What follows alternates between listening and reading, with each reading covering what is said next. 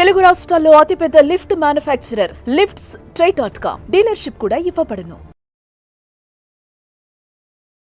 నమస్కారం అలగారి రవీంద్రనాథ్ గారు. నమస్తే అండి శ్రీ గారు. దేశవ్యాప్తంగా తీవ్ర దిగ్భ్రాంతికి గురి చేసిన మీర్పేట్ ఇన్సిడెంట్ ఏదైతే ఉందో దానికి సంబంధించిన నిందితుడిని అరెస్ట్ చేసి రిమైండర్లోకి తీసుకోవడం జరిగిన న్యూస్ మనం వింటూ ఉన్నాం. ఆ కేసు యొక్క పూర్తి డీటెయిల్స్ ఏంటి సార్?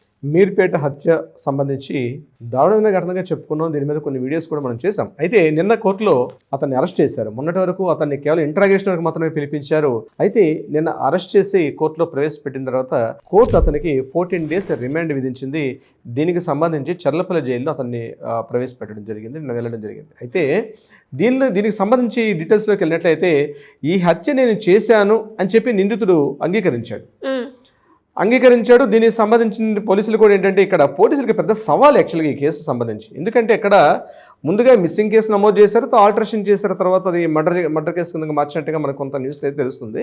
అయితే ఇక్కడ విషయం ఏంటంటే అతను హత్య చేశాడని ఒప్పుకున్నప్పటికీ కూడా హత్యకు సంబంధించినటువంటి ఆ సాక్ష్యాధారాలను ప్రవేశపెట్టకపోతే ఈ కేసు మరలా నిర్వీర్యం అయిపోతుంది, మరలా మిస్సింగ్ కేసుగానే ఉండిపోతుంది ఎప్పటికి కూడా. సో అతను హత్య చేశాడని ఒప్పుకున్నప్పటికి కూడా కోర్టులో దీనికి సంబంధించిన సాక్ష్యాలు అయితే ఖచ్చితంగా ప్రవేశపెట్టాల్సిన అవసరం కంప్లీట్గా పోలీసుల మీద ఉంటుంది. ఇది నిజంగా పెనుసవాలే.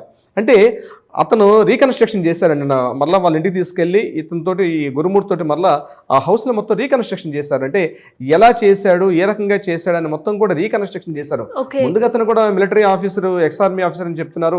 అతను DRDAలో ఇంతకుముందు పనిచేశాడు. అయితే దీనికి సంబంధించి వాళ్ళ ఫ్రెండ్స్ అందరూ కూడా చెప్పడం ఏంటంటే చాలా సౌమ్యుడు, చాలా శాంతంగా ఉంటాడు, అసలు పాన్ గుట్కాలు కూడా తినడైనా చాలా ఇన్నోసెంట్గా ఉంటాడు, దైవభక్తి ఎక్కువ అని చెప్పినటువంటి వాళ్ళ ఫ్రెండ్స్ కూడా అదే చెప్పడం జరిగింది. ఇక్కడ అతనిలో 2 రకాల కోణాలు కనిపిస్తున్నాయి. ఒకటి అత్యంత కిరాతకంగా క్రూయల్టీగా ప్రవర్తించడం. పోలీసుల ముందు నేరం అంగీకరించాడు.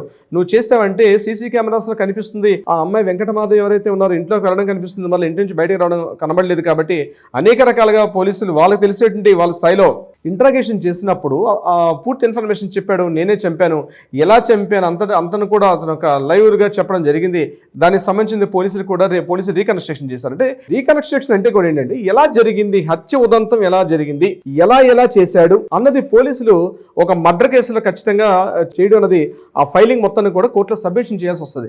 It's a part of legal proceedings అనమాట. అంతను కూడా అంటే ఎలా చంపాడు, ఎట్లా అంటే ఏ ప్లేస్లో తల నెట్టి వేస్తే ఆమె ఎలా పడిపోయిన తర్వాత ఎలా అపస్మారక స్థితిలో ఉందని చెప్పారు. అప్పుడు ఇంకా స్పృహ కోల్పోయింది ఆవిడ. స్పృహ కోల్పోయిన తర్వాత ఆమెను ఏ రకంగా మర్డర్ చేశాడు, మర్డర్ చేసిన తర్వాత ఆ యొక్క శరీర పార్ట్స్ని ఏ రకంగా కట్ చేశాడు, ఎక్కడెక్కడ వాడాడు, ఏ కుక్కర్ను వాడాడు, ఏ పాత్రను వాడాడు, ఏ బకెట్ను వాడాడు, ఏ వాటర్ హీటర్ను వాడాడు, ఏ రకమైన తాడులు వాడాడు, ఏ రకమైన కత్తిని వాడాడు, మొత్తం అంతా కూడా సీన్ రీకన్స్ట్రక్షన్. అంటే మొత్తం ఎంటైర్ హత్య ఉదంతం అంతా కూడా పోలీసుల దగ్గర ఉండి ఎలా చేసా మొత్తం చేసి చూపించమంటారు అనమాట. చేసి చూపించమని చెప్పి ఇదంతా కూడా రికార్డ్ చేస్తారు.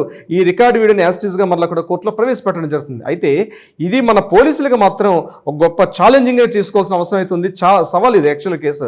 ఎందుకంటే CP సుధీర్ బాబు గారు కూడా మాట్లాడుతూ కూడా ఒక విషయం చెప్పడం జరిగింది. రేర్ కేసు అని కూడా ఆయన చెప్పడం జరిగింది. నా నోటితో నేను చెప్పుకోలేను ఇట్లాంటి ఇంత దారుణంగా చేసిన హత్య ఉదంతం ఏదైతే ఉందో నేను నా నోటితో చెప్పలేను అన్నట్టుగా కూడా ఆయన ఒక కమిషనర్ స్థాయిలో ఒక పోలీసు ఉన్నతాధికారి అట్లా మాట్లాడడం కూడా కొంత ఆశ్చర్యాన్ని కలిగించింది. ఎందుకంటే వాళ్ళ సర్వీస్లో ఎన్నో వందల కేసులు చూసి ఉంటారు. అయినప్పటికీ కూడా ఇంత దారుణమైన కేసు నేను ఇప్పుడు చూడలేదని చెప్పి సుధీర్ బాబు గారు కూడా మాట్లాడడం కూడా జరిగింది. అయితే రీకన్స్ట్రక్షన్ చేసిన తర్వాత పోలీసులకి ఇప్పుడు సవాల్ ఏంటంటే ఆల్రెడీ ఒక 16 వస్తువులు స్వాధీనం చేసుకున్నారు. అంటే ఏవైతే హత్యకు సంబంధించినటువంటి ఉపయోగించినటువంటి ఏవైతే వస్తువులు ఉన్నాయో ఆ వస్తువులన్నింటి కూడా వాళ్ళు స్వాధీనం చేసుకున్నారు. అంటే రైస్ కుక్కరు, ఒక తాడు, అదేవిధంగా కత్తులు, అక్కడ వాడినటువంటి ఏ బకెట్ వాడాడు, సర్ఫ్ వాడాడు, ఆ టోటల్ అక్కడ మొత్తం అంతా కూడా ఇదంతా తెలియాలంటే ఒక సూక్ష్మదర్శిని అనే సినిమా చూసి ఆ సినిమా OTTలో రిలీజ్ అయినటువంటి సూక్ష్మదర్శిని ఒక మూవీ ఉంది.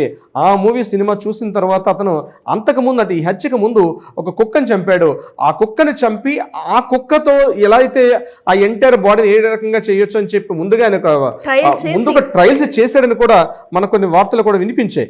చేసిన తర్వాత సెకండ్ టైం అంటే it is a pre planned, అంటే cruelty plus pre planned murder అన్నది చాలా దారుణమైన శిక్ష ఉంటుంది. దీనికి సంబంధించిన కోర్టులో కూడా వీలైతే యావజ్జీవ కారాగార శిక్ష ఉండొచ్చు, లేకపోతే మరణ శిక్ష కూడా ఉండే అవకాశం కూడా ఉంటుంది. అయితే ఖచ్చితంగా పోలీసుల యొక్క సాక్ష్యాధారాలు ప్రవేశపెట్టినప్పుడే ఈ సాక్ష్యాధారాల బలంగా ఇతనే నేరస్తుడు, ఇతనే దోషి అని నిరూపించగలిగితే తప్ప మరలా అతను కోర్టు నుంచి కూడా అలా తప్పించుకునే అవకాశం ఉంటుంది. అంటే హత్య జరిగింది, నేనే నిందితుడిని ఒప్పుకున్నప్పుడు కూడా తర్వాత ఆయన ఏం చేస్తాడంటే కోర్టు ట్రయల్స్కి రేపు వెళ్ళేసరికల్లా నేను చెయ్యలేదు, ఎందుకంటే నా చేత పోలీసులు చెప్పించారని కూడా మరలా అతను రివర్స్ అయ్యే అవకాశం కూడా ఉంటుంది రేపు కోర్టులో ట్రయల్స్ జరిగేటప్పుడు.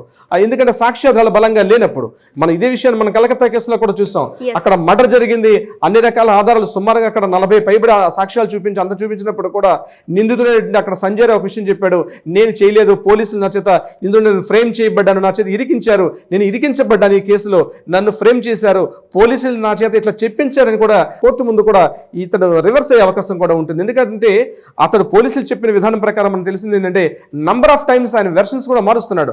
ఒకసారి నేను చంపానని చెప్పాడు, ఒకసారి నేను చంపలేదని చెప్పి, నేను చంపాను కావాల్సి మీరు సాక్ష్యాధారాలు వెతుకొని చూపించడం అని చెప్పి అతను రకరకాలుగా పోలీసులుగా సవాల్ చేసిన సందర్భాలు ఉన్నాయి. ఆ విషయం మనం డైరెక్ట్గా సుధీర్ బాబు గారు, సిపి సుధీర్ బాబు గారు ఆయన వాయిస్లో కూడా మనం మాట్లాడాం, విన్నాం మన మీడియాలో కూడా.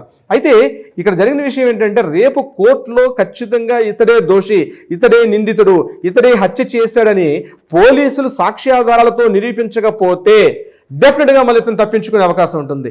నేనేమంటానంటే ఇప్పుడు ఏవైతే సాక్ష్యాధారాలు తీసుకున్నారో వీటికి ఆల్రెడీ ఫోరెన్సిక్ ల్యాబొరేటరీ పంపించారు, సైన్స్ ల్యాబొరేటరీ పంపించారు, అదేవిధంగా ఈ బ్లూ రేస్ అని చెప్పేసి ఎక్కడెక్కడైతే ఆ రకాల అంటే చనిపోయినటువంటి డెడ్ బాడీస్ తాలూకా బాడీలో ఫ్లమ్ అయి పడి చిన్న చిన్న పార్ట్స్ అని పడిపోతే ఆ బ్లూ రేస్ ద్వారా పంపిస్తారు, అదొక డిటెక్టర్ లా ఉంటుంది అనమాట. అక్కడ ఏమైనా ఐడెంటిఫై చేస్తే ఆ పార్ట్స్ ను కూడా సైంటిఫిక్ గా ప్రూవ్ చేస్తారు రేపు. అంటే సైంటిఫిక్ గా అంటే డైరెక్ట్ ఎవిడెన్స్ అనేది చూపించాలి, లేకపోతే సైంటిఫిక్ గా చూపించాలి, ఫోరెన్సిక్ చూపించాలి, ల్యాబొరేటరీ రిపోర్ట్స్ అన్ని కూడా బలంగా ఉన్నప్పుడే రేపు కోర్టులో క్రాస్ ఎగ్జామినేషన్ జరిగేటప్పుడు ఇతను దోషిగా తేల్చే అవకాశం ఉంటుంది.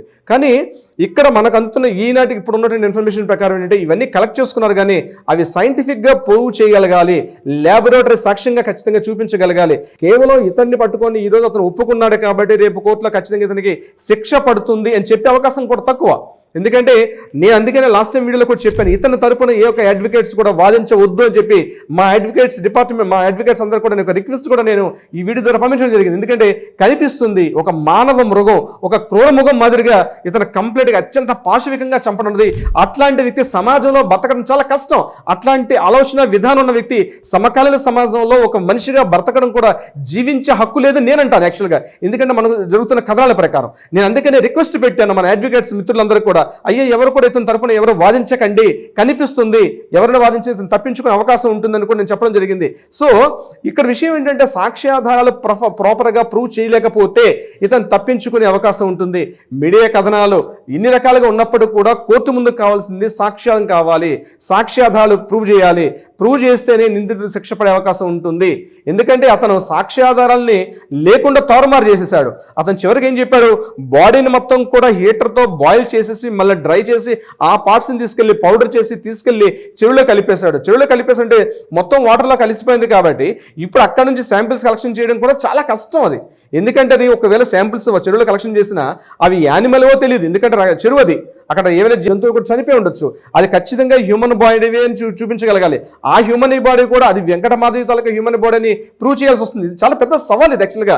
ఎందుకంటే ఆ ఏదైతే బాడీని తీసుకెళ్ళి చెరువులో కలిపేశాను, మీర్పేట చెరువులో కలిపేశాను అని చెప్పాడు కాబట్టి ఆ ఒకవేళ చెరువులో వాటర్ శాంపిల్స్ కలెక్షన్ చేసిన చెరువు శాంపిల్స్ కలెక్షన్ చేసింది ఖచ్చితంగా అది హ్యూమన్ బాడీ అని ప్రూవ్ చేయడం ఒక ఇంపార్టెంట్.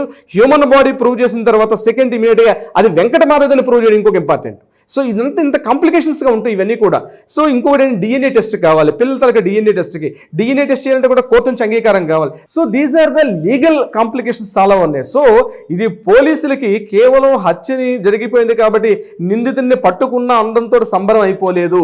పోలీసులు రేపు ఈ సాక్ష్యాధారాలతో కోర్టులో ప్రాపర్గా ప్రొడ్యూస్ చేయిస్తే తప్ప ఇతరు తప్పించుకునే అవకాశం లేదు. దయచేసి నేనేమనుకుంటున్నా అంటే డెఫినెట్గా మన పోలీస్ యంత్రాంగం అత్యంత పవర్ఫుల్. ఎందుకంటే మన ఈ రోజు ఉన్నటువంటి మన తెలంగాణ పోలీసుల దగ్గర ఉన్న పోలీస్ యంత్రాంగం దగ్గర ఉన్న టెక్నాలజీ అద్భుతమైన టెక్నాలజీ ఉంది. పర్సన్స్ కూడా చాలా అద్భుతమైన పోలీసులు. ఈరోజు డిపార్ట్మెంట్లో పనిచేస్తున్న పోలీసులు కూడా ఎవరు కూడా టాలెంట్ విషయంలో ఎక్కడ తగ్గేవాళ్ళు కాదు. నేనేమనుకుంటాను, నా ఉద్దేశం ప్రకారం ఖచ్చితంగా మన పోలీసులు ఇది ఒక సవాల్గా తీసుకుంటారు. మన పోలీసులు ఖచ్చితంగా దీన్ని ఒక ఛాలెంజ్గా తీసుకొని సాక్ష్యాధారాలని ప్రాపర్గా ప్రవేశపెట్టి నిందితుడికి సరైన శిక్ష విధించే అవకాశం ఉంటుందని నేనైతే బలంగా కోరుకుంటున్నాను. అయితే ఈ హత్యకి సంబంధించి హత్యకి దారితీసే కారణాలు ఏమిటి? వాళ్ళిద్దరి మధ్య ఎటువంటి మనస్పర్ధలు ఉన్నాయి. దీనివల్ల కారణాలు తీసిన కొన్ని మీడియా కథనాలు కూడా మనం ఈ మధ్య వింటున్నాం. కొన్ని వీడియోస్ నేను చూశాను కూడా ప్రత్యేకించి.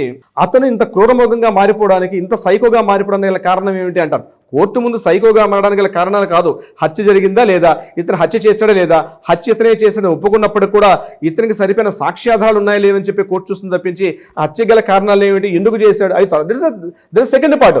బట్ ఈ రోజు కనిపిస్తున్న ఒక అమ్మాయి అయితే పూర్తిగా తన జీవితాన్ని పూర్తిగా కొంత కోల్పోయింది. కాబట్టి తన జీవితం పూర్తిగా ఇలాంటి నరమోగం వల్ల, ఇలాంటి క్రూరమోగం వల్ల తన జీవితం పూర్తిగా నాశనం అయిపోయింది. కాబట్టి ఖచ్చితంగా ఇతనికి శిక్ష పడుతుందని మేమైతే కోరుకుంటున్నాం. సిరి గారు, మళ్ళీ ఇలాంటి ఇన్సిడెంట్స్ జరగకుండా ఉండాలని, ఆ నిందుడికి ఖచ్చితంగా శిక్ష పడాలని మనం కూడా కోరుకుందాం sir. Thank you so much. Thank you so much అండి.